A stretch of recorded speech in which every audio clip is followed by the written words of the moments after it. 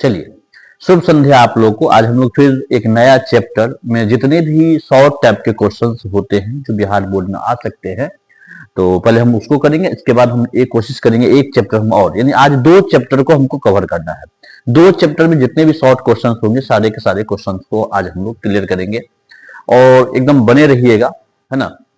पूरा का पूरा देख लेना है, सारे के सारे क्वेश्चन आपके वेरी वेरी इंपॉर्टेंट है। तो सबसे पहला चीज हम लोग पहला जो हमारा जो चैप्टर शुरू हो रहा है ना, अभी जो हम लोग चैप्टर शुरू कर रहे हैं ना, तो वो हमारा चैप्टर एक्चुअली क्या है, विद्युत चुंबकीय तरंग है, इलेक्ट्रोमैग्नेटिक वेव है। याद रखिएगा इस चैप्टर से 3 नंबर से लेके 5 नंबर तक के क्वेश्चन, 3 मार्क्स से लेके 5 मार्क्स तक के क्वेश्चन बिहार बोर्ड में प्रत्येक वर्ष आते रहते हैं, है ना। तो सबसे पहली बात हम लोग इसका शॉर्ट क्वेश्चंस देख लेते हैं, फिर इसके बाद हम लोग नेक्स्ट जो चैप्टर होगा हमारा उसका भी हम लोग शॉर्ट क्वेश्चन करेंगे। एक दिन हम लोग लॉन्ग क्वेश्चन करेंगे, एक दिन हम लोग शॉर्ट क्वेश्चन करेंगे, एक दिन लॉन्ग करेंगे, एक दिन हम लोग शॉर्ट क्वेश्चन करेंगे, है ना। तो चलिए हम लोग देखते हैं। पहला हमारा क्वेश्चन है, निम्नलिखित तरंग दैर्घ्य विद्युत चुंबकीय वर्णक्रम के किन क्षेत्रों में पड़ती है।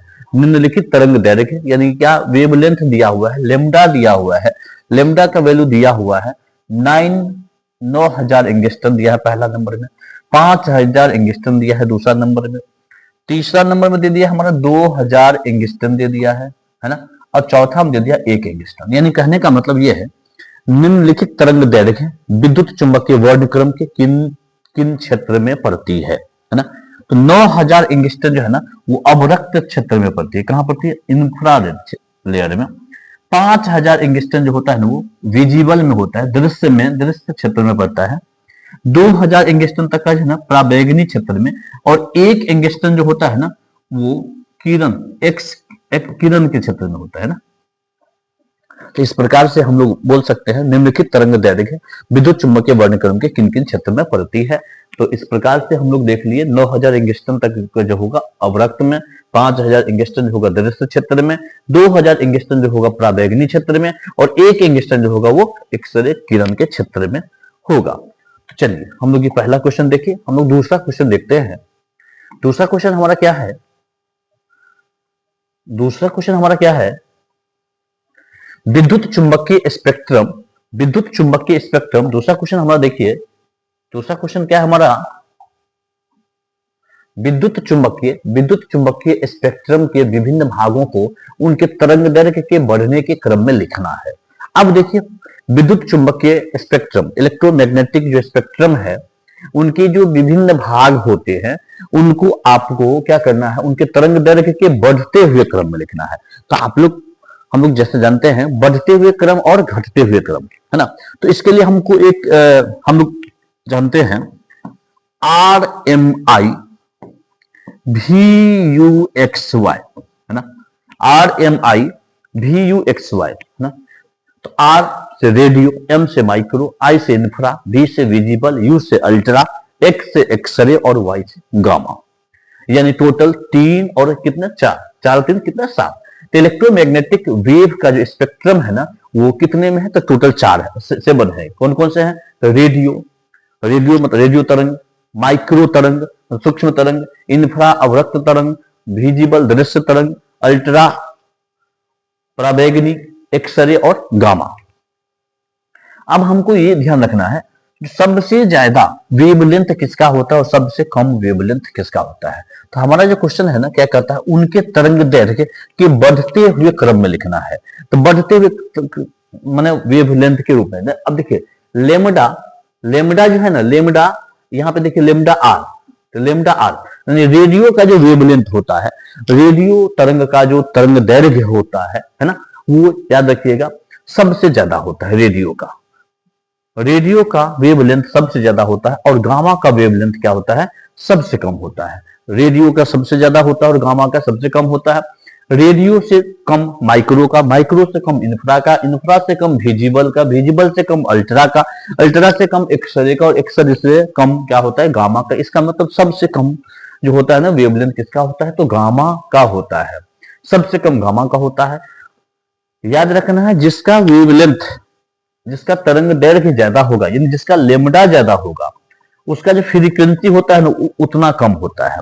यानी जिस इलेक्ट्रोमैग्नेटिक वेव स्पेक्ट्रम का वेव लेंथ तरंग दैर्घ्य जितना ज्यादा होगा उसका आवृत्ति उतना ही कम होगा।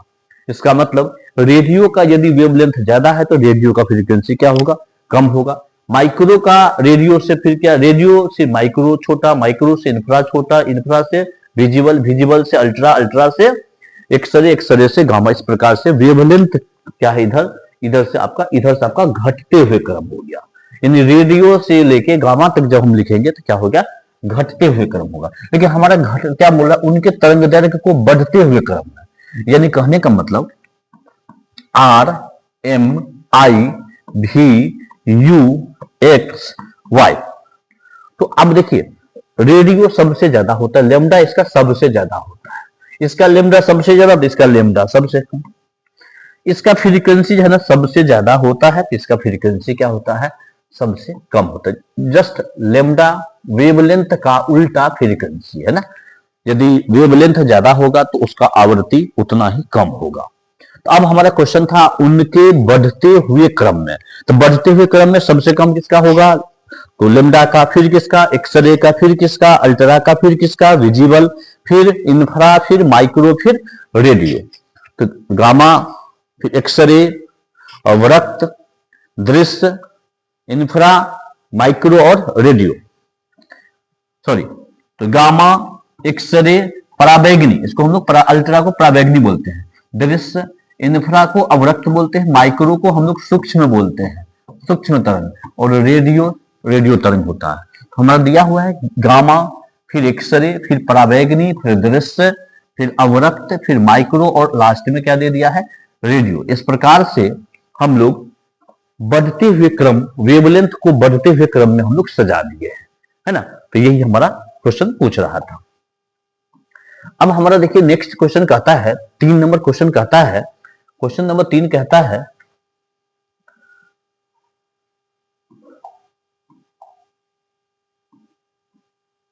क्वेश्चन नंबर 3 कहता है विद्युत चुंबकीय तरंग क्या है, इसके 2 गुण लिखना है। विद्युत चुंबकीय तरंग क्या है, इनके 2 गुण लिखना है। तो इलेक्ट्रोमैग्नेटिक वेव क्या होता है, इनके 2 गुण लिखना है। तो विद्युत चुंबकीय तरंग वे तरंग होते हैं जो एक दूसरे के लंबवत तलों में विद्युत क्षेत्र और चुंबकीय क्षेत्र के जैवक्रीय दोलन से बनी होती है तथा ये दोलन तरंग संचरण की दिशा के लंबवत होती है। वेरी सिंपल सी बात याद रखना है, जो विद्युत चुंबकीय तरंग वह तरंग होती है जो इलेक्ट्रिक और मैग्नेटिक फील्ड में क्रमशः एक दूसरे के लंबवत गमन करती है, संचरण करती है, यानी एक दूसरे के लंबवत दोलन करती है, संचरण करती है, वही हमारा इलेक्ट्रोमैग्नेटिक वेव कहलाता है।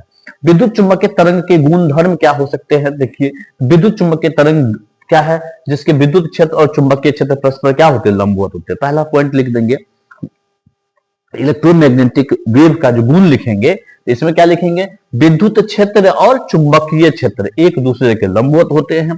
विद्युत चुंबकीय तरंग में ई और बी यानी विद्युत का क्षेत्र और चुंबकीय क्षेत्र का जो अनुपात होता है एक निश्चित मान में होता है ना। और यह जो अनुपात होता है वो प्रकाश के चाल के क्या होता है, बराबर होता है। कहने का मतलब क्या बोल दिया है, विद्युत का जो क्षेत्र होगा, विद्युत का क्षेत्र होगा और चुंबक का जो क्षेत्र होगा वो प्रकाश के चाल के बराबर होगा, प्रकाश के चाल के बराबर होगा। यानी ई बटे का जो बी होगा ना वो सी के बराबर होगा, है ना। ई बटे का बी जो होगा वो सी के बराबर होगा। तीसरा पॉइंट, निर्वात में विद्युत चुंबकीय तरंग का जो चाल होता है वो सी बराबर 1/√μ0 एप्सिलॉन नोड के द्वारा, है ना, डिनोटेड होता है। चौथा, विद्युत चुंबकीय तरंग ऊर्जा एवं संवेग का वहन करे। कहने का मतलब इलेक्ट्रोमैग्नेटिक वेव जो है ना ऊर्जा और विद्युत संवेग, ऊर्जा और संवेग दोनों का क्या करता है, संचरण करता है, वहन करता है। यही हमारा क्या है, विद्युत चुंबकीय तरंग और इनके गुणधर्म है।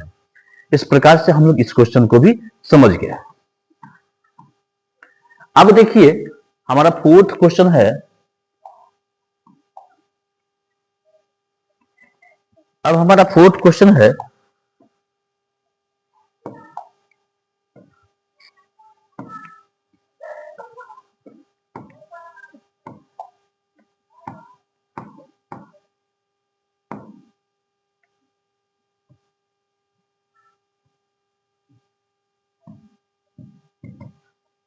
अब हमारा फोर्थ क्वेश्चन है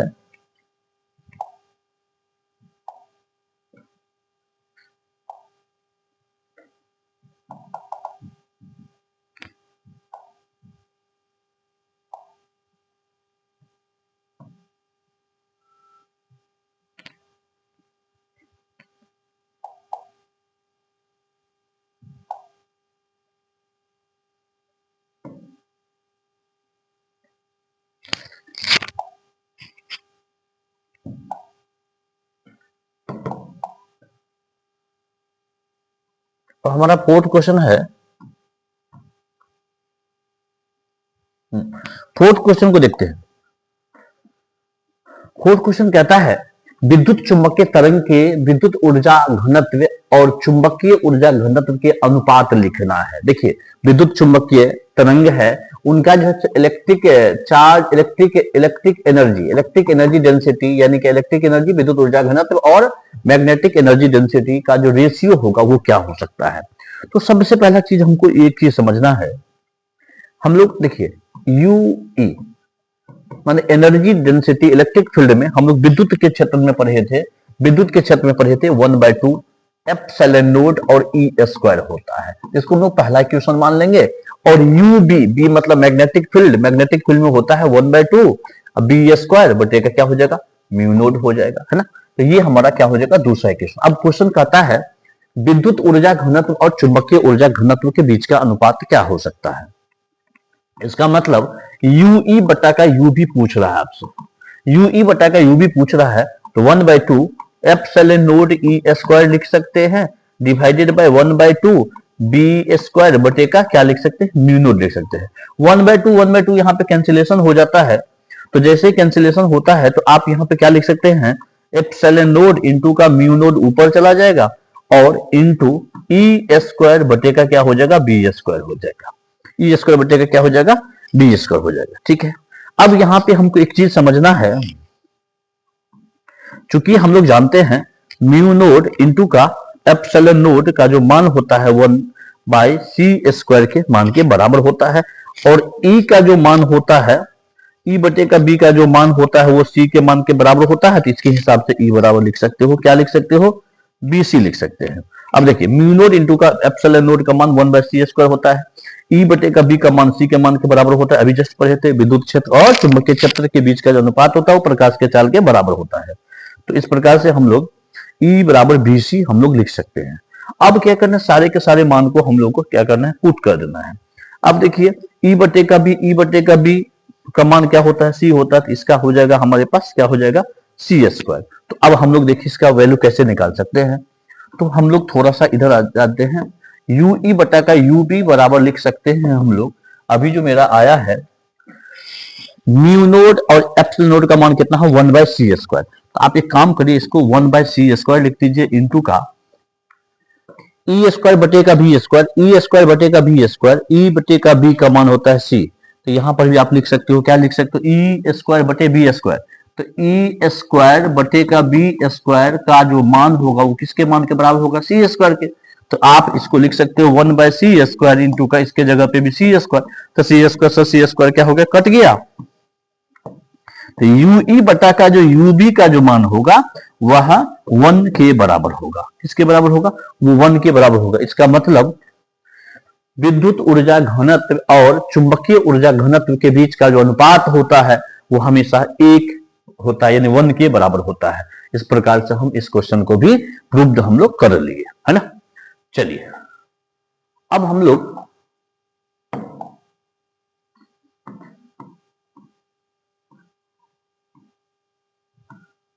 A1 हमको आ गया। अब देखिए अब अगला क्वेश्चन कहता है पराबैंगनी विकिरण क्वेश्चन कहता है अगला पराबैंगनी विकिरण, है ना, यानी अल्ट्रावायलेट जो रेडिएशन है उनके 2 गुण एवं 2 उपयोग लिखना है ना।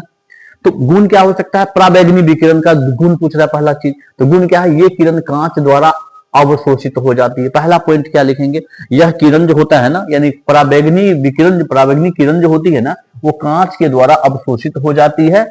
दूसरा पॉइंट क्या लिख देंगे हम लोग, वायुमंडल के अणुओं परमाणुओं को आयनीकृत कर देती है, यानी वायुमंडल में जो अणु परमाणु है उनको ये आयनीकृत करने का कार्य करती है ना। और इसके वजह से ही आयन मंडल का निर्माण होता है। तो पराबैंगनी विकिरण की वजह से ही आयन मंडल का भी निर्माण होता है। अब कहता है इसका 2 उपयोग भी लिखना है। उपयोग क्या होगा, देखिए अदृश्य लिखावट एवं कीमती पत्थरों की पहचान करने। तो अदृश्य लिखावट यानी क्या होता है, कभी कभी क्या होता है ना, जो हम लोग लिख देते हैं और बहुत दिन बाद क्या होता है, लगता है जो मतलब कुछ लिखा हुआ था मिट गया। तो इन सबको यानी कि इन सबको क्या करते हैं, पता लगाने के लिए भी हम लोग इसका उपयोग करते हैं। पदार्थ के संरक्षण में भी इनका उपयोग करते हैं।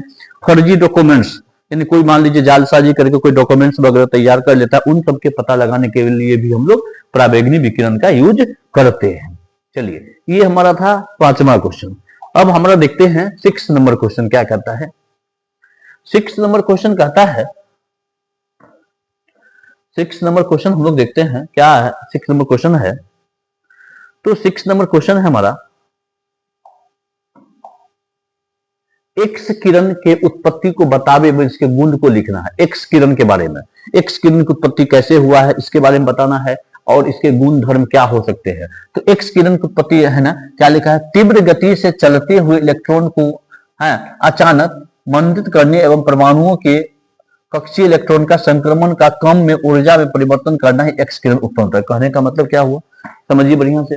तीव्र गति से चलते हुए इलेक्ट्रॉन, जो इलेक्ट्रॉन तीव्र गति से चल रहा था उसको आपने क्या किया, अचानक मंदित कर दिया, अचानक उसको रोकने का कोशिश किया, एवं परमाणुओं के कक्षीय इलेक्ट्रॉन के संक्रमण के कम व ऊर्जा, यानी परमाणु का जो इलेक्ट्रॉन है, कक्षीय इलेक्ट्रॉन है, उसके संक्रमण के वजह से जो कम ऊर्जा में जो परिवर्तन हुआ, एनर्जी के मान में जो परिवर्तन हुआ, उसी की वजह से यानी एक्स किरण का उत्पत्ति होता है। इसका जो गुण होगा, एक्स किरण की भेदन क्षमता गामा किरण से कम होती है ना, और यह गैस को आयनीकृत, यानी एक्स किरण जो होता है ना, वो गैस को आयनीकृत कर देता है। इसका जो उपयोग है, देखिए ये तो हमारा क्या है, उत्पत्ति हो गया। अब उसका उपयोग क्या होगा, एक्स किरण द्वारा क्रिस्टलों की ओर उनके इलेक्ट्रॉन की कक्षा की जानकारी मिलती है। इन किरण का उपयोग चिकित्सीय जांच में, जासूसी विभाग में भी किया जाता है। एक्स किरण क्या, टूटी फूटी हड्डियों का पता लगाने में भी, यानी चिकित्सा के क्षेत्र में भी आप इसका यूज करते हैं। इस प्रकार से हमारा एक्स किरण के बारे में हो गया। अब देखिए हमारा अगला क्वेश्चन क्या है, हमारा अगला क्वेश्चन क्या है, दृश्य किरण की अपेक्षा पराबैंगनी किरण की ऊर्जा अधिक होती क्या है, यानी दृश्य किरण विजिबल रे जो है उनकी अपेक्षा अल्ट्रावायलेट का एनर्जी ज्यादा होता है, क्या वजह है, कारण क्या है। तो देखिए, विद्युत चुंबकीय तरंग का विस्तार सूक्ष्म तरंग दैर्घ्य की माप किरणों को लेकर रेडियो तरंग के बीच होता है। यानी कहने का मतलब, विद्युत चुंबकीय तरंग का जो विस्तार होगा सूक्ष्म तरंग की गामा किरणों से लेकर रेडियो, यानी गामा से लेकर रेडियो के बीच में होता है। ठीक है, विजिबल किसी के बीच में होता है, अनुसार होता है, यानी E बराबर H म्यू है ना, Hc बटेगा लैम्डा। दृश्य प्रकाश के सभी घटकों की अपेक्षा पराबैंगनी किरण का तरंग दैर्घ्य अत्यधिक छोटा होता है। यानी दृश्य, अभी हम लोग वेवलेंथ वाला सवाल सीखे थे, जो RMIVUXY, इसी से हमें सॉल्व करना है। तो देखिए हमारा क्या था, कौन सा दृश्य है, दृश्य का है हमारा है विजिबल, यहाँ पे है। तो यहाँ पे क्या है, देखिए रेडियो का सबसे ज्यादा क्या होता है, तरंग दैर्घ्य होता है ना, वेवलेंथ ज्यादा होता है, तो गामा का सबसे कम होता है। रेडियो का फ्रीक्वेंसी यदि ज्यादा सबसे कम होगा तो गामा का क्या होगा, ज्यादा। हमारा क्या कुछ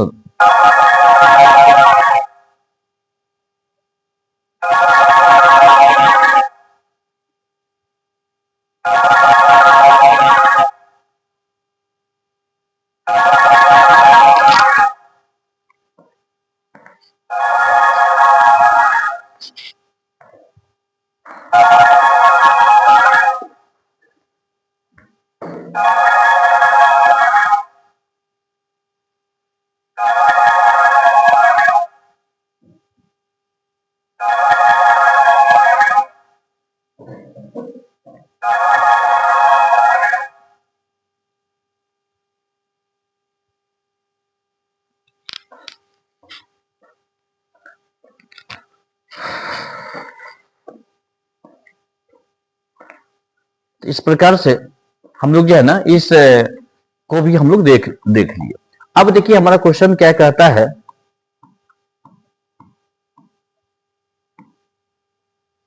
अब क्वेश्चन हमारा है, अवरक्त विकिरण के किन्हीं दो गुण को लिखें और उनके उपयोग को भी लिखें। अवरक्त विकिरण, अवरक्त किरण का क्या गुण हो सकता है। तो ये किरण सेंधा नमक द्वारा वर्ण विक्षेपित होती है, यानी किसके द्वारा, सेंधा नमक है ना, सेंधा नमक के द्वारा वर्ण विक्षेपित होती है। और ये किरणें तापीय प्रभाव उत्पन्न करती है, यानी ये जो किरण होती है ना, वो तापीय प्रभाव को उत्पन्न करती है। अब हम लोग नेक्स्ट क्वेश्चन देखते हैं, इनका उपयोग, इनका उपयोग क्या हो सकता है, इनका उपयोग क्या हो सकता है, इनका उपयोग जो है, अवरक्त विकिरण का उपयोग है ना, फोटोग्राफी में होता है और पौधा के संरक्षण में भी इसका उपयोग होता है। अगला क्वेश्चन हमारा है विद्युत चुंबकीय स्पेक्ट्रम को परिभाषित करना है। इलेक्ट्रोमैग्नेटिक स्पेक्ट्रम क्या होता है ना। इलेक्ट्रोमैग्नेटिक स्पेक्ट्रम को क्या करना है, हमको परिभाषित करना है। तो सभी विद्युत चुंबकीय तरंग यदि उनको तरंग दैर्घ्य के आधार अथवा आवृत्ति के आधार पर एक वर्ण क्रम में रखा जाए तो वही हमारा इलेक्ट्रोमैग्नेटिक स्पेक्ट्रम कहलाता है। यानी कहने का मतलब प्रकृति में पाए जाने वाले जितने भी इलेक्ट्रोमैग्नेटिक वेव है, विद्युत चुंबकीय तरंग है, यदि आप उसे उसके वेवलेंथ और उसके फ्रीक्वेंसी के आधार पर अरेंजमेंट कर देते हैं, एक क्रम में लिख देते हैं, तो क्रम में लिखना ही हमारा क्या कहलाता है, इलेक्ट्रोमैग्नेटिक स्पेक्ट्रम कहलाता है ना। उसके बाद हमारा क्वेश्चन है ग्रीन हाउस प्रभाव क्या है। ग्रीन हाउस प्रभाव क्या है, तो ग्रीन हाउस प्रभाव देखिए, ग्रीन हाउस प्रभाव क्या होता है, तो निचले वायुमंडल द्वारा परावर्तन के कारण पृथ्वी के निकट वायुमंडल में रखना ही ग्रीन हाउस इफेक्ट कहलाता है। यानी कहने का मतलब क्या है, निचले वायुमंडल द्वारा, नीचे सबसे नीचे का जो वायुमंडल है, निचले वायुमंडल द्वारा परावर्तन विकिरण, यानी जो किरण आ रही है उसको हम लोग क्या करना है, परावर्तन करना है। परावर्तन विकिरण द्वारा पृथ्वी के निकट वायुमंडल को गर्म रखना, यानी पृथ्वी के वायुमंडल को क्या करना है, गर्म रखना है। गर्म रखना ही ग्रीन हाउस इफेक्ट कहलाता है। उपयोग, यदि वायुमंडल में ग्रीन हाउस का प्रयोग न हो तो इसकी सतह पर ठंडी हो जाएगी और सभी जीवधारी का जीवन यापन बहुत ही कष्टदायक हो जाएगा। यानी कहने का मतलब क्या करता है, ये एनवायरनमेंट को गर्म करने का कार्य करता है। सीधा सीधा बात याद रखेंगे। अब हमारा क्वेश्चन है ओजोन परत का महत्व बताना। ओजोन लेयर क्या होता है ना। ओजोन परत सूर्य से आने वाली पराबैंगनी विकिरण को अवशोषित कर लेती है। इससे वे विकिरण पृथ्वी पर रखने वाले वस्तु के शरीर में प्रविष्ट नहीं हो पाते और उनके जीवन सुरक्षित है। कहने का मतलब क्या है, ओजोन लेयर क्या है ना। ओजोन लेयर क्या होता है, सूर्य से आने वाली जो पराबैंगनी विकिरण, पराबैंगनी किरण है ना, जो हम लोग को क्षति पहुंचा सकता है, तो यानी उनको क्या करता है, ये छानने का काम करता है। ओजोन लेयर क्या करता है, पराबैंगनी किरण को छानने का काम करता है। उससे जो निकलने वाले विकिरण है और पृथ्वी पर जो हम जीवधारी हैं उनको किसी प्रकार के नुकसान होने से बचाने का कार्य करता है ओजोन लेयर, ओजोन परत। अब हम लोग देखते हैं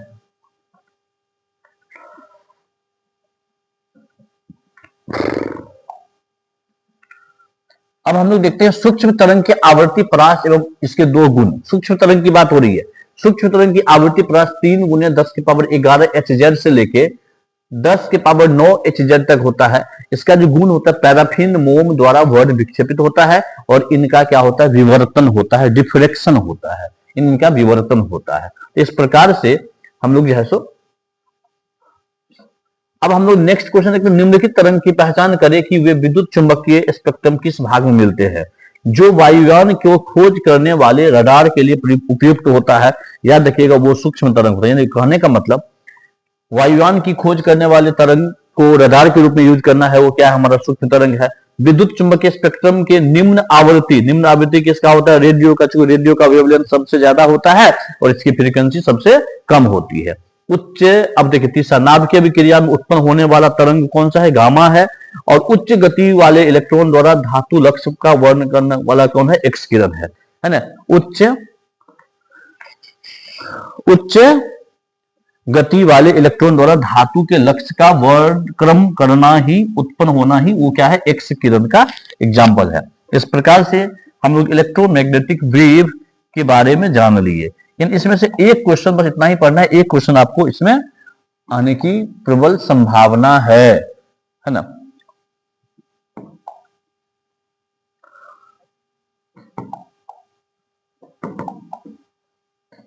अब देखिए हमारा नया चैप्टर है atoms and nucleus. Atoms and nucleus. अब हमारा एटम्स एंड न्यूक्लियस की बात हो रही है। तो पहला क्वेश्चन हमारा है एक्स किरण के उपयोग को लिखना है। एक्स किरण क्या होता है, तो एक्स देखो 2013 2016 के बिहार बोर्ड में भी क्वेश्चन पूछा हुआ है। एक्स किरण, तो एक्स किरण का उपयोग चिकित्सा के क्षेत्र में होता है। एक्स किरण का जो उपयोग होता है क्रिस्टल का और इलेक्ट्रॉन का पता लगाने में भी होता है। ये हमारा एक्स किरण था, अभी हम लोग पढ़े थे RMI VUXY, electromagnetic wave spectrum, है ना। अब हमारा दूसरा क्वेश्चन क्या है, नाभिकीय घनत्व से आप क्या समझते हैं। नाभिकीय घनत्व, न्यूक्लियर डेंसिटी की बात हो रही है, नाभिकीय घनत्व। तो क्या प्रयोग द्वारा ऐसा पाया जाता है कि नाभिक का आयतन उसके परमाणु के द्रव्यमान के संख्या के समानुपाती होता है। यानी आयतन जो है ना वो परमाणु द्रव्यमान संख्या के सीधा समानुपाती होता है। तो यानी आयतन, नाभिक का जो आयतन, नाभिक क्या होता है गोलाकार, इसका क्या होगा आयतन 4/3 पाई आर क्यू समानुपाती हो जाएगा ए। तो इसके हिसाब से आप लिख सकते हो 4/3 पाई आर क्यू, है ना, 4/3 पाई आर क्यू। और आप समानुपाती जो यहाँ पे ए देख रहे हैं ना, इसका मतलब हो जाएगा आर समानुपाती हो रहा है ए के पावर 1/3 के, है ना। यानी आर बराबर हो जाएगा आर नोड इंटू का ए के पावर 1/3, जहां आर नोड का मान जो है ना 1.2 फर्मी के बराबर होता है। आर नोड का मान कितना होता है 1.2 फर्मी के बराबर होता है। तो ये हमारा क्या था, नाभिकीय घनत्व। अब हमारा क्वेश्चन है नाभिकीय विखंडन और नाभिकीय संलयन अभिक्रिया क्या है। विखंडन में क्या होता है, विखंडन में क्या होता है, एक बड़ा नाभिक जो होता है ना, छोटे छोटे और दो छोटे छोटे नाभिकों में परस्पर बंध जाते हैं और विशाल मात्रा में ऊर्जा उत्पन्न करते हैं। जैसे यहाँ पे देखिए, वैसी प्रक्रिया जिसमें एक भारी नाभिक के लगभग बराबर नाभिकों में विखंडित होने पर पर्याप्त ऊर्जा की उत्पत्ति होती है। यानी क्या, एक भारी नाभिक है जो अपने ही जैसे दो छोटे छोटे और हल्के नाभिकों में टूट जाती है, वही हमारा नाभिकीय विखंडन कहलाता है। नाभिकीय विखंडन आपका कहलाता है ना। जैसे यूरेनियम 92,235 प्लस में एक न्यूट्रॉन की यदि बमबारी किए तो हम लोग का क्या हो गया, यूरेनियम 92,236 प्लस में ये, अब ये क्या हो गया, ये देखो अस्थाई था, अब ये हमारा हो गया स्थाई। अब क्या करेंगे, यूरेनियम 92,236 जो है सो चेंज हो गया, क्या चेंज हो गया, तो क्रिप्टन 36 92 प्लस में बेरियम 56,141 प्लस में 3 न्यूट्रॉन की बात हो गई, प्लस में विशाल मात्रा में ऊर्जा की क्या हो गई, उत्पत्ति हो गई। यही हमारा क्या हो गया, नाभिकीय विखंडन। अब हमारा क्या है, नाभिकीय संलयन अभिक्रिया। संलयन वाला कहता है जुटना। इसमें क्या था, दो हल्के नाभिकों के संलयित हो जाने से एक भारी नाभिक बनने की प्रक्रिया को हम लोग नाभिकीय संलयन कहते हैं। और इसमें भी विशाल मात्रा में ऊर्जा मुक्त होती है। यानी कहने का मतलब क्या होती है, विखंडन हो या संलयन हो, दोनों में ऊर्जा मुक्त होता है। ठीक है, तो जैसे इसमें देखिए हाइड्रोजन H12 प्लस में H12 मिलके हीलियम 2,4 प्लस में विशाल मात्रा में ऊर्जा को उत्पत्ति कर रहा है। इस प्रकार से नाभिकीय संलयन और नाभिकीय विखंडन। विखंडन में क्या होगा, भारी आपस में टूटेगा। संलयन में क्या होगा, छोटा छोटा और हल्का हल्का होगा, आपस में जुटेगा। यही दोनों में बेसिक डिफरेंस है। अब हमारा क्वेश्चन है, नेक्स्ट क्वेश्चन हमारा है नाभिकीय बल। नाभिकीय बल क्या है, इसके गुण को लिखना है। नाभिक में उपस्थित कणों के बीच एक प्रबल आकर्षण बल को ही नाभिक बल कहते हैं। नाभिक क्या है, नाभिक में उपस्थित कण जो है, न्यूक्लियस में उपस्थित जो कण है, उनके बीच में एक प्रबल आकर्षण बल काम करता है। और उसी आकर्षण बल का नाम क्या है, नाभिकीय बल है। उन्हें एक दूसरे से बांधे रहता है। इनका गुण क्या है, तो नाभिकीय बल आकर्षण बल होता है। नाभिकीय बल याद रखिएगा, शॉर्ट रेंज, अति लघु प्रासी, बहुत कम दूरी पर ही काम करने वाला होता है। नाभिकीय बल अवैद्युत और अगुरुत्वीय होते हैं। नाभिकीय बल अत्यंत प्रबल, यानी बहुत ज्यादा मजबूत होते हैं, है ना। नाभिकीय बल क्या होते हैं, बहुत ज्यादा मजबूत होते हैं। अब हमारा देखिए नेक्स्ट क्वेश्चन क्या है, नेक्स्ट क्वेश्चन क्या है हमारा, बोर के परमाणु मॉडल की क्या सीमाएं हैं, या परमाणु के बोर मॉडल की दो कमियां का उल्लेख करें। बोर के परमाणु मॉडल की क्या सीमाएं हैं। देखिए, बोर के परमाणु मॉडल की सीमा क्या हो सकता है, या परमाणु में इलेक्ट्रॉन वितरण के विषय में कोई विचार नहीं, मतलब कहने का मतलब, या परमाणु में इलेक्ट्रॉन का जो डिस्ट्रीब्यूशन हुआ ना, उसके बारे में यह क्लियर नहीं बता पाया। कौन, नील्स बोर, है ना। उसके बाद स्पेक्ट्रल रेखाओं की अपेक्षित तीव्रता के विषय में यह ज्ञान नहीं देता है। यह मॉडल जटिल परमाणुओं, एक से अधिक इलेक्ट्रॉन के परमाणु के स्पेक्ट्रम को नहीं समझा सका, है ना। यह मॉडल तरंग संख्या के विषय में भी कोई सूचना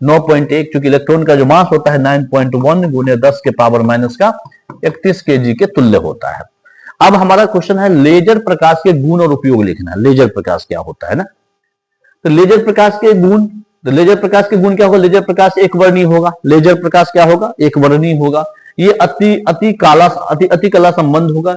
ये अति दिशात्मक, एक ही दिशा में क्या होगा, उपयोग। हीरे में छोटे छिद्र करने में, चिकित्सा विज्ञान में इसका उपयोग किया जाता है ना।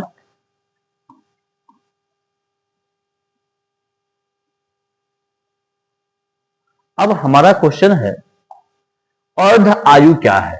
अर्ध आयु क्या है, अर्ध आयु का मतलब समझना है। मान लीजिए कोई परमाणु है और परमाणु की कुल संख्या में कमी हो गया, और कमी होने में कुछ समय लग गया, तो है ना, कमी होने में समय लग गया। उसी समय को जितने समय में परमाणु की संख्या, सिंपल परिभाषा देंगे, जितने समय में किसी परमाणु की संख्या को आधा संख्या में विघटित होता है, जितने समय में कोई भी परमाणु संख्या अपनी आधा संख्या में विघटित होता है, वही हमारा क्या कहलाता है, अर्ध आयु कहलाता है। अर्ध आयु की पहचान टी हाफ के द्वारा जाना जाता है, और टी हाफ बराबर होता है 0.693 बटे का लेमडा, जहां पे लेमडा को हम लोग क्या बोलते हैं, डीके कांस्टेंट बोलते हैं, क्षय नियतांक के रूप में जानते हैं। अब हमारा क्वेश्चन है औसत आयु क्या है। तो किसी रेडियो एक्टिव तत्व के परमाणु की औसत आयु सभी परमाणुओं की आयुओं के क्षेत्र को परमाणुओं की कुल संख्या से भाग देने पर प्राप्त होती है। कहने का मतलब क्या है, औसत आयु। किसी रेडियो एक्टिव तत्व के परमाणु की जो औसत आयु होगी, एवरेज लाइफ होगी, वह सभी परमाणु की आयु, जितने भी परमाणु होंगे सबके आयु की कुल संख्या से भाग दे देना है। जितना आयु होगा, आयु में टोटल नंबर से भाग दे देना है, वही हमारा औसत आयु यानी एवरेज लाइफ कहलाएगा। एवरेज लाइफ हमारा TA के द्वारा जाना जाएगा। TA बराबर हो जाएगा 1/λ। अतः रेडियो एक्टिव परमाणु की औसत आयु 6 नियतांक के व्युत्क्रम के भी बराबर होते हैं। इसे भी आप दिमाग में रख सकते हैं। हमारा क्वेश्चन है नाभिकीय रिएक्टर क्या है, इसके दो उपयोग बता दें। देखिए नाभिकीय रिएक्टर क्या है, इसके दो उपयोग पूछ रहा है। नाभिकीय रिएक्टर क्या है, इसके दो उपयोग की बात हो रही है। नाभिकीय रिएक्टर क्या है, इसके दो उपयोग की बात हो रही है। अब नाभिकीय रिएक्टर की जब मैं बात करता हूं, तो इसके दो उपयोग क्या हो सकते हैं। नाभिकीय रिएक्टर,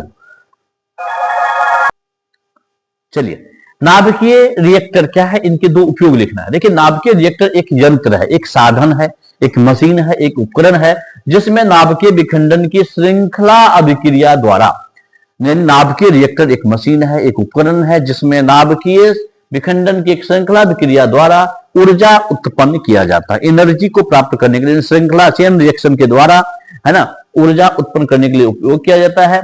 इसके द्वारा अनेक तत्व के रेडियो आइसोटोप, रेडियो समस्थानिक बनाने में, इसके द्वारा विद्युत शक्ति यानी इलेक्ट्रिक पावर जनरेट करने में, इलेक्ट्रिक पावर को उत्पन्न करने में, ये हमारा क्या था, नाभिकीय रिएक्टर था।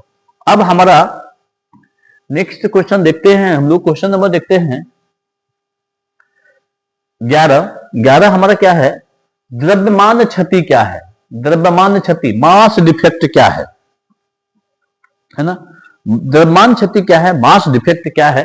तो द्रव्यमान क्षति देखिए सभी नाभिकों के लिए यह देखा गया है कि मास डिफेक्ट, नाभिक का द्रव्यमान उसके स्थित प्रोटॉन तथा न्यूट्रॉन के योग से कुछ कम होता है। यानी कहने का मतलब नाभिक का जो द्रव्यमान होगा उसमें स्थित जो प्रोटॉन और न्यूट्रॉन के जो मास होंगे उनसे क्या होगा, कुछ कम होगा। द्रव्यमान के इस अंतर को नाभिकीय द्रव्यमान क्षति कहा जाता है ना। जैसे मान लीजिए किसी तत्व के नाभिक को यदि आप एक्स जेड ए के द्वारा निरूपित करते हैं, जहां पे जेड को हम लोग क्या बोलते हैं, प्रोटॉन की संख्या बोल देते हैं, यानी परमाणु की संख्या बोल देते हैं, है ना। फिर द्रव्यमान संख्या को यदि हम ए बोल देते हैं, यानी प्रोटॉन की संख्या, प्लस में क्या बोलेंगे, न्यूट्रॉन की संख्या बोल देंगे। तो नाभिक में जो न्यूट्रॉन की संख्या होगा ए माइनस का जेड हो जाएगा। यदि एम नाभिक का द्रव्यमान है, एम पी क्या हो जाएगा, प्रोटॉन का द्रव्यमान हो जाएगा, एम एन क्या हो जाएगा, न्यूट्रॉन का द्रव्यमान हो जाएगा। तो मास डिफेक्ट का मतलब क्या हो जाएगा, डेल्टा एम बराबर जेड। जेड क्या है, जेड को हम लोगों ने क्या बोला था, प्रोटॉन की संख्या। तो प्रोटॉन की संख्या गुने, देखिए प्रोटॉन की संख्या यानी परमाणु संख्या गुने प्रोटॉन की संख्या, प्लस में ए माइनस का जेड, मतलब क्या होगा, द्रव्यमान संख्या में से परमाणु संख्या के अंतर की बात हो रही है, और गुने न्यूट्रॉन की संख्या, फिर उसमें से टोटल मास को हम लोग क्या करेंगे, घटा देंगे। इस प्रकार से हमारा द्रव्यमान क्षति आ जाएगा। अब हमारा क्या है, नाभिकीय बंधन ऊर्जा क्या है, न्यूक्लियर बाइंडिंग एनर्जी। नाभिकीय बंधन ऊर्जा, नाभिकीय बंधन ऊर्जा क्या है, इसके बारे में हम लोग बात करते हैं। देखिए किसी भी नाभिक को उसके घटक कणों में अलग करने के लिए, यदि कोई भी नाभिक है और नाभिक के घटक कणों से अलग करने के लिए जितनी आवश्यक ऊर्जा की आवश्यकता होगी, है ना, उसी को न्यूक्लियर बाइंडिंग एनर्जी कहा जाएगा, है ना। और यदि किसी नाभिक के द्रव्यमान क्षति डेल्टा एम है, तो इसकी नाभिकीय बंधन ऊर्जा delta EB, B for binding energy जो हो जाएगा delta M C square. C क्या है, वेलोसिटी ऑफ लाइट है, लाइट का चाल है, प्रकाश का चाल है ना। तो कहने का मतलब किसी नाभिक को उसके घटक कणों से अलग करना है, अलग करने के लिए जितनी आवश्यक ऊर्जा की आवश्यकता होगी वही हमारा न्यूक्लियर बाइंडिंग एनर्जी के रूप में जाना जाएगा। ठीक है, अब हम लोग देखते हैं रदरफोर्ड के प्रयोग में निकटता की न्यूनतम दूरी परिभाषित करें, या नाभिकों का एक समान नाभिक घनत्व क्यों होता है। ये क्वेश्चन है, नाभिकों का एक समान नाभिक घनत्व क्यों होता है। तो देखिए वह समीपतम पहुंच जहां नाभिक की दिशा में गतिशील एक ऊर्जा युक्त अल्फा कण विराम अवस्था में आने से पहले पहुंच जाए, फिर उसी मार्ग पर लौट जाए। कहने का मतलब अल्फा कण आ रहा है, रुका भी नहीं है, और फिर वापस वो क्या हो गया, लौट गया है, तो उसे ही हम लोग निकटतम दूरी के रूप में जानेंगे, है ना। उसे हम लोग क्या बोलेंगे, निकटतम दूरी, नाभिक निकटतम दूरी बोलेंगे। और निकटतम दूरी की वजह से ही नाभिक का घनत्व जो होता है ना, एक समान होता है। ये हम ऑब्जेक्टिव में भी समझ सकते हैं। अब देखते हैं शीतलक, क्वेश्चन है हमारा शीतलक। शीतलक क्या है, शीतलक व नियंत्रण, शीतलक व नियंत्रक क्षण, शीतलक व नियंत्रक क्षण के उपयोग बताना है। कूलेंट क्या है और कंट्रोल रॉड क्या है। तो देखिए शीतलक और नियंत्रक क्षण जो है ये नाभिकीय रिएक्टर में यूज होने वाले क्या है, डिवाइस है, उपकरण है, इसके पार्ट्स है, यानी नाभिकीय रिएक्टर के पार्ट है। तो नाभिकीय रिएक्टर में मंदक, शीतलक, नियंत्रक क्षण का उपयोग निम्नलिखित होता है ना। अब देखिए मंदक, इसका उपयोग क्या होता है, तीव्र इलेक्ट्रॉन की गति को कम करने में। तीव्र इलेक्ट्रॉन जो तेज गति से गमन कर रहा है उसके गति को कम करने के लिए, मंदन करने के लिए हम लोग क्या करते हैं, शीतलक का यूज करते हैं, है ना, मंदक का यूज करते हैं। और मंदक के रूप में हम लोग क्या करते हैं, भारी जल, साधारण जल, है ना, ग्रेफाइट और बेरिलियम ऑक्साइड का उपयोग हम लोग करते हैं। फिर क्या हमारा शीतलक, शीतलक क्या है, नाभिकीय विखंडन का अभिक्रिया में उत्पन्न उष्मा को अवशोषित करने के लिए शीतलक, यानी कि नाभिकीय विखंडन होगा तो उष्मा होगा, तो उष्मा को अवशोषित करने के लिए हम लोग कूलेंट का यूज करते हैं। और कूलेंट के रूप में हम लोग सोडियम तथा पोटेशियम के द्रवित मिश्र धातु, भारी जल, हवा, CO2 का भी हम लोग उपयोग करते हैं। फिर क्या है, नियंत्रक क्षण। देखिए नाभिकीय विखंडन के फल, नियंत्रक क्षण क्या होता है, ये क्या होता है, तो नाभिकीय विखंडन अभिक्रिया के फलस्वरूप उत्पन्न न्यूट्रॉन को नियंत्रित अवशोषित करने के लिए, नाभिकीय अभिक्रिया और नियंत्रित करने को, नाभिकीय अभिक्रिया को कंट्रोल करने के लिए हम लोग क्या करते हैं, कैडमियम धातु का या बोरोन धातु का हम लोग क्षण यूज करते हैं, जिससे क्या होता है, नाभिकीय बंधन ऊर्जा जो होता है, नाभिकीय विखंडन अभिक्रिया जो होता है वो हमेशा श्रृंखला के रूप में, चैन के रूप में हमारा चलता रहता है। अब हमारा है भारी नाभिक में न्यूट्रॉन की संख्या, प्रोटॉन की संख्या, भारी नाभिक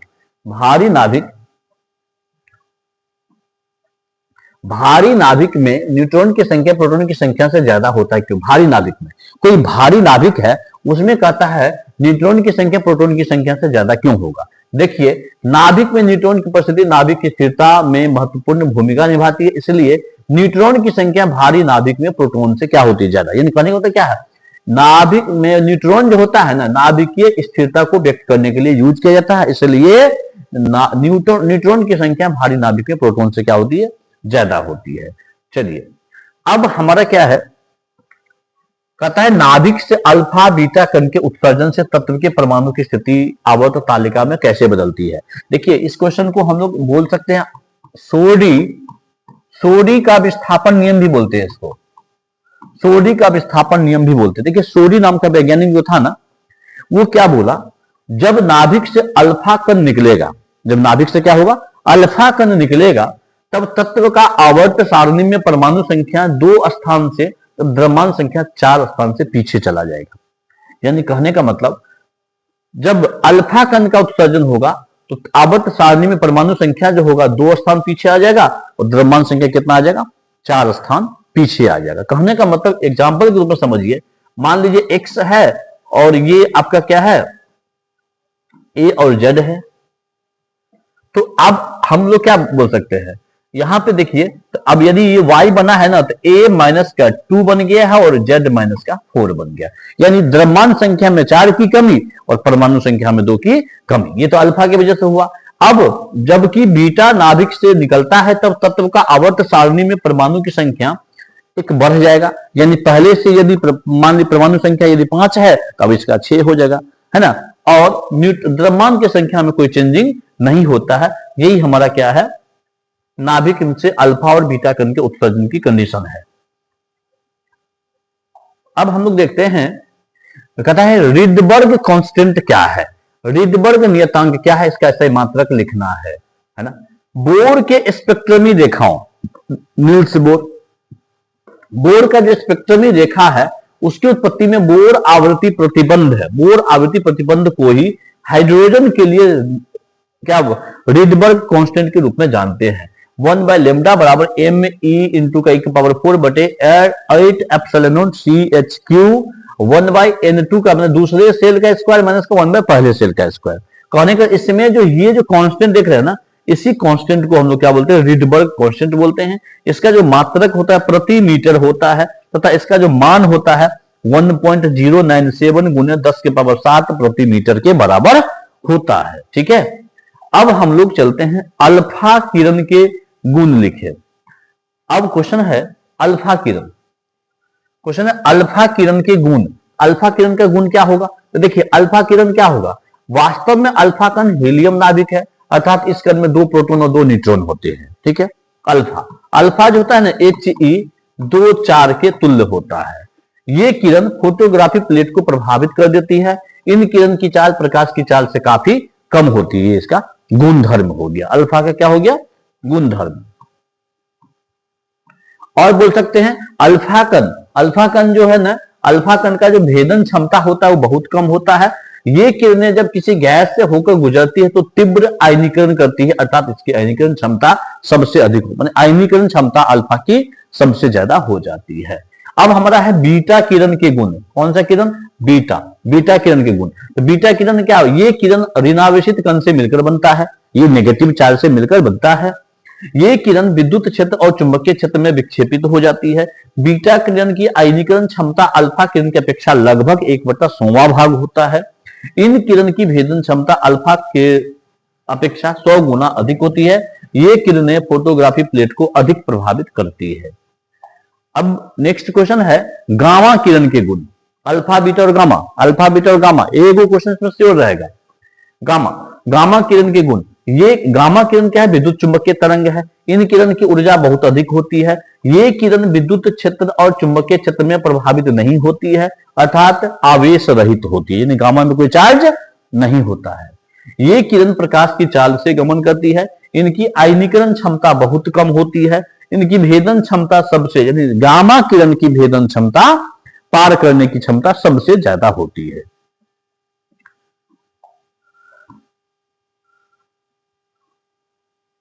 नेक्स्ट क्वेश्चन है हमारा, बोर के अस्थायी कक्षा से आप क्या, बोर के अस्थायी कक्षा, तो देखिए बोर के अनुसार इलेक्ट्रॉन नाभिक के चारों ओर वृत्तीय कक्षा में घूमता है। इन कक्षा में घूमने वाले इलेक्ट्रॉन विकिरण उत्पन्न नहीं करते। इन कक्षा को यानी कहने का मतलब बोर के अकॉर्डिंग क्या होता है, इलेक्ट्रॉन जो होता है नाभिक के चारों ओर अस्थायी कक्षा में अपने अपने ऑर्बिट में घूमते रहते हैं, और घूमते रहने की अवस्था में जब इनसे कोई विकिरण उत्पन्न नहीं होता है तब इनको क्या बोलते हैं, अस्थायी कक्षा के रूप में जाना जाता है। विकिरण उत्सर्जित नहीं होना, अस्थायी कक्षा का निर्माण कर देना। अगला क्वेश्चन, समस्थानिक संभारी क्या है? किसी समस्थानिक देखिए क्या होता है, आइसोटोप, किसी एक ही तत्व के ऐसे परमाणु जिनके नाभिक में प्रोटॉन की संख्या समान होती है परंतु न्यूट्रॉन की संख्या अलग, प्रोटॉन की संख्या समान और न्यूट्रॉन की संख्या अलग अलग, तो समस्थानिक हो जाएगा। प्रोटॉन की संख्या समान, जैसे देखिए नीचे में ऑक्सीजन 8 ऑक्सीजन 8 ऑक्सीजन 8, ऊपर में ऑक्सीजन का देखिए ऑक्सीजन 8 16 ऑक्सीजन 8 17 ऑक्सीजन 8 18, तो नीचे में सबका देखिए परमाणु संख्या क्या है, समान है, लेकिन द्रव्यमान संख्या सबका क्या है, अलग अलग है ना। तो कहने का मतलब क्या है, किसी एक ही तत्व के ऐसे परमाणु जिनके नाभिक में प्रोटॉन की संख्या समान हो और न्यूट्रॉन की संख्या अलग अलग हो, है ना, उसको हम लोग क्या बोलते हैं, समस्थानिक। संभारिक में क्या होता है, ऐसे नाभिक को जिनका द्रव्यमान संख्या समान हो परंतु परमाणु संख्या भिन्न भिन्न हो, उसको हम लोग संभारिक बोलते हैं, है ना। तो जैसे एग्जांपल में हाइड्रोजन 1 3 एवं हीलियम का 2 3। देखिए ऊपर में द्रव्यमान संख्या दोनों का क्या है, बराबर है, लेकिन परमाणु द्रव्यमान इसका 1 है, इसका कितना है, 2 है, दोनों में अंतर है ना। अब हमारा नेक्स्ट क्वेश्चन है, आइंस्टीन का द्रव्यमान ऊर्जा, आइंस्टीन का द्रव्यमान ऊर्जा समतुल्यता संबंध क्या है? देखिए आइंस्टीन के सापेक्षवाद सिद्धांत के अनुसार यह सिद्ध किया गया कि द्रव्यमान तथा ऊर्जा एक दूसरे से, द्रव्यमान और ऊर्जा एक दूसरे से क्या है, संबंधित है, तथा प्रत्येक वस्तु में उसके द्रव्यमान के कारण भी ऊर्जा होती है, प्रत्येक वस्तु में उसके मास के वजह से भी ऊर्जा होती है। द्रव्यमान एवं ऊर्जा के बीच निम्नलिखित संबंध होता है, E बराबर mc², है ना, जहां C प्रकाश का चाल है, M क्या है, द्रव्यमान है। अब देखिए हमारा क्वेश्चन है, पार्सन श्रेणी से आप क्या समझते हैं? पार्सन श्रेणी क्या होता है? श्रेणी देखिए एक्चुअली क्या, पार्सन श्रेणी क्या है, हाइड्रोजन स्पेक्ट्रम की बात हो रही है। इसके लिए हम लोग एक बात क्लास में सीखे थे, हाइड्रोजन स्पेक्ट्रम में LBP and BP, Lyman, Balmer, Paschen, Brackett और फुंड, ये 5 के 5 हाइड्रोजन स्पेक्ट्रम में हम लोगों ने सीखा था। इसी में हमारा क्या क्वेश्चन है, पार्सन श्रेणी पूछ रहा है। लाइमन, बामर और पार्सन ये तीसरे नंबर का श्रेणी के बारे में हमसे पूछा गया है ना। जब इलेक्ट्रॉन उच्च कक्षा, अब देखिए तीसरे की बात है, तीसरे में कौन होगा, अब देखिए ये क्या है, मान लीजिए न्यूक्लियस है, ये पहला ऑर्बिट है, ये दूसरा ऑर्बिट है, ये तीसरा ऑर्बिट है, ये चौथा ऑर्बिट है, ये 5वां ऑर्बिट है, इस प्रकार से बहुत सारे हैं, ठीक है, कोई दिक्कत नहीं है। अब देखिए ये पहला है, ये दूसरा है, ये तीसरा है, ये चौथा है, 5वां है। अब देखिए लाइमन, लाइमन क्या होता है, लाइमन इसको बोलते हैं। इसमें क्या होता है, पहले ऑर्बिट में क्या होते हैं, दूसरा, तीसरा, चौथा, 5वां, 6वां सारे आते हैं, इसको लाइमन बोलते हैं, है ना। इलेक्ट्रॉन का क्या होता है जी, संक्रमण होता है, और इससे जो प्राप्त जो श्रेणी होती है वही हमारा क्या कहलाएगा, लाइमन श्रेणी। 2 नंबर में होता है बामर, बामर में क्या होता है, तीसरा, चौथा, 5वां, 6वां n ऑर्बिट से इलेक्ट्रॉन का जंपिंग होता है, इसके वजह से जो संक्रमण होता है उसको हम लोग क्या बोलते हैं, बामर बोलते हैं। पार्सन में क्या होता है, चौथा, 5वां, 6वां, 7वां, nवां ऑर्बिट से जब इलेक्ट्रॉन का जंपिंग होता है तो उसको हम लोग क्या बोलते हैं, पार्सन श्रेणी के रूप में जानते हैं। इस प्रकार से बस सिंपल सी बात हम लोग वैसे भी बताए थे, एक हम लोग बताए थे, ट्रिक भी बताए थे इसका हम लोग, LBP एक इसका हम लोग ट्रिक बताए थे, और वो ट्रिक क्या था सर, याद होगा आप लोग को, LBP and BP, low blood pressure and blood pressure, बस इसे याद करने का हम लोगों ने एक ट्रिक बताया था।